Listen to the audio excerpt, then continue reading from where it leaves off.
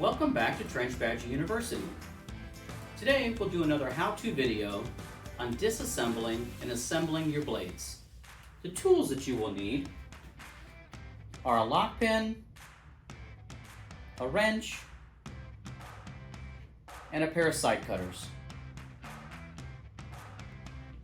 If your unit already has a blade installed, disassembly will be as follows.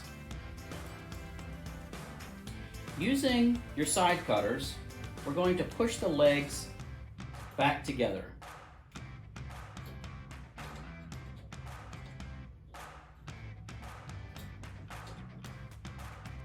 This will make it easier to come out of the hole.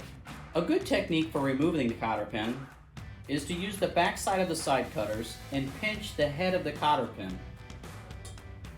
Then we're going to leverage the tip of the side cutters and pull out.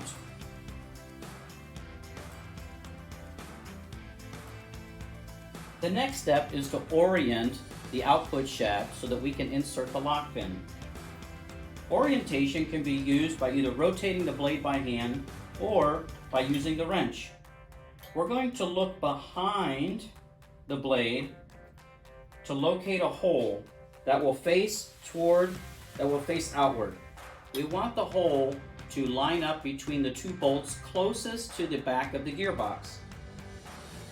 Once aligned, we can insert our cotter pin. This will lock the output shaft in place. Next, in a counterclockwise position, counterclockwise rotation, you can rotate and remove the castle nut.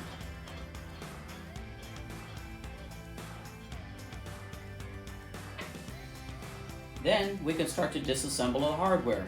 First will be the spring washer, a slip washer, and then finally the removal of the blade. Now let's install a blade. Before we do that, let's talk about blades for a minute. Blade orientation is important. On the standard excavating blades, we have both a left hand and a right hand. When applying the blade, we always want the teeth to point away from the operator and the bent teeth to point inward toward the gearbox, as such. On Badger Claw blades, there's not a left hand and a right hand, but the teeth will still point away from the operator. To assemble a blade, the first thing we'll do is add the inside slip washer. Then the blade in proper orientation. Then the outside slip washer. And the spring washer. It will be the green side facing out or the text that says this side out. Next will be the castle nut.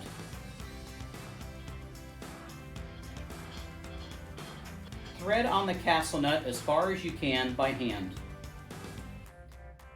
Next is an important step. We want to properly tighten the castle nut. First, we will locate the hole behind the blade in the output shaft and insert the lock pin.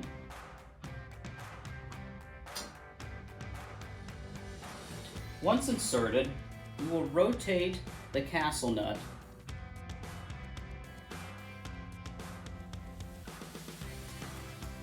over-tightening the castle nut could stop the blade from slipping when it hits a large object in the ground. This could damage drivetrain and also void the warranty. We need to confirm that the hole in the output shaft matches the opening in the castle nut.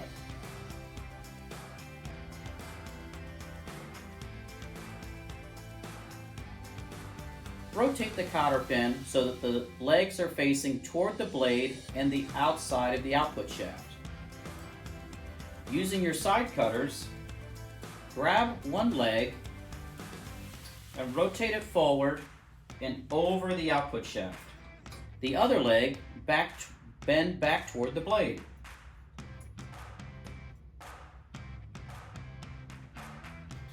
Now your blade is properly installed and ready for trenching.